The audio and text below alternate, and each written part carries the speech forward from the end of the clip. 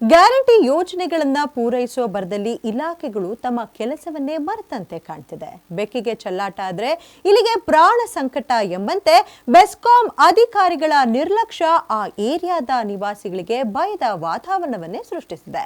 ಹಾಗಾದ್ರೆ ಯಾವುದು ಆ ಏರಿಯಾ? ಬೆಸ್ಕಾಂ ಮಾಡಿರುವ ಎಡವಟ್ಟಾದ್ರೂ ಎಂತದ್ದು ಅಂತ ಕೇಳ್ತೀರಾ? ಇಲ್ಲಿದೆ ಕಂಪ್ಲೀಟ್ ಕಹಾನಿ. ಕೋಣನಕುಂಟೆಯಲ್ಲಿ ಡೆಡ್ಲಿ ಲೈಟ್ ಕಂಬಗಳದ್ದೇ ಚಿಂತೆ. ಕರೆಂಟ್ ಕಂಬಗಳ ನಿರ್ವಹಣೆಯಲ್ಲಿ ಸೈಲೆಂಟ್ ಯಾಕೆ?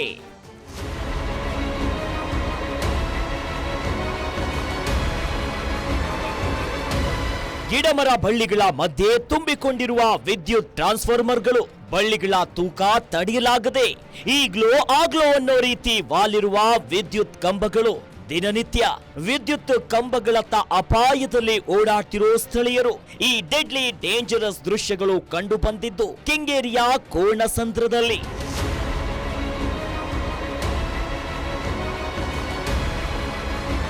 ಕೋಣಸಂದ್ರದಲ್ಲಿ ವಿದ್ಯುತ್ ಕಂಬಗಳ ಪರಿಸ್ಥಿತಿ ಹೀನಾಯವಾಗಿದೆ. ಪ್ರತಿ ತಿಂಗಳು ಬಿಲ್ ಕಲೆಕ್ಟ್ ಮಾಡುವ ಬೆಸ್ಕಾಂ ವಿದ್ಯುತ್ ಕಂಬಗಳ ನಿರ್ವಹಣೆಗೆ ಮಾತ್ರ ಗಮನ ಹರಿಸ್ತಿಲ್ಲ. ಕೋಣಸಂದ್ರದ ಬಳಿ ಇರುವ ಪ್ರತಿಯೊಂದು ಕಂಬಗಳು ಪೊದೆಗಳಿಂದ ಮುತ್ತುಕೊಂಡಿವೆ.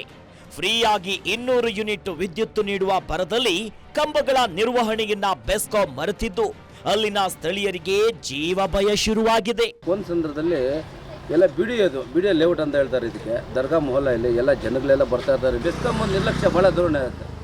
ಬಿಲ್ ಕಟ್ಟಿಲ್ಲ ಅಂದರೆ ಒಬ್ಬರು ಮನೆ ಬಿಲ್ ಕಟ್ಟಿಲ್ಲ ಅಂದರೆ ಇಲ್ಲ ಬಿಲ್ಡಿಂಗ್ನೆಲ್ಲ ತೆರವು ಮಾಡ್ತೀನಿ ಅಂತೇಳಿ ಅದಕ್ಕೆ ಮಾತ್ರ ಬರ್ತಾರೆ ಇವರು. ಇವಾಗ ನೋಡಿ ಇಲ್ಲಿ ಒಂದು ಮರ ಇದೆ, ಒಂದು ಕಂಬ ಇದೆ, ಈ ಮರಗಳೆಲ್ಲ ಸುತ್ತಕೊಂಡು ಇಲ್ಲಿಂದ ಗೊತ್ತಾಗಲ್ಲ ಮಕ್ಕಳಿಗೆ ಇಲ್ಲಿ ಇದೆಲ್ಲ ಅವುಗಳಾಗ್ತಾ ಇದಕ್ಕೆಲ್ಲ ಬೆಸ್ಕಾಂ ಒಂದು ನಿರ್ಲಕ್ಷ್ಯ ತೋರ್ತಾ ಇದೆ. ಬೇಸಿಗೆ ಕಾಲ ಆಗಿರೋದ್ರಿಂದ ಅಗ್ನಿ ಅವಘಡದ ಆತಂಕ ಶುರುವಾಗಿದೆ. ಒಣಗಿದ ಬಳ್ಳಿಗಳಿಂದ ವಿದ್ಯುತ್ ಕಂಬಗಳು ಮುತ್ತಿಕೊಂಡಿದ್ದು ನೂರಾರು ಮನೆಗಳು ಇರುವ ಜಾಗದಲ್ಲಿ ವಿದ್ಯುತ್ ಶಾರ್ಟ್ ಸರ್ಕ್ಯೂಟ್ನಿಂದಾಗಿ ಬೆಂಕಿ ಹೊತ್ತುಕೊಂಡ್ರೆ ಇಡೀ ಏರಿಯಾನೇ ಸುಟ್ಟು ಕರಕಲಾಗುವ ಸ್ಥಿತಿ ಎದುರಾಗಿದೆ.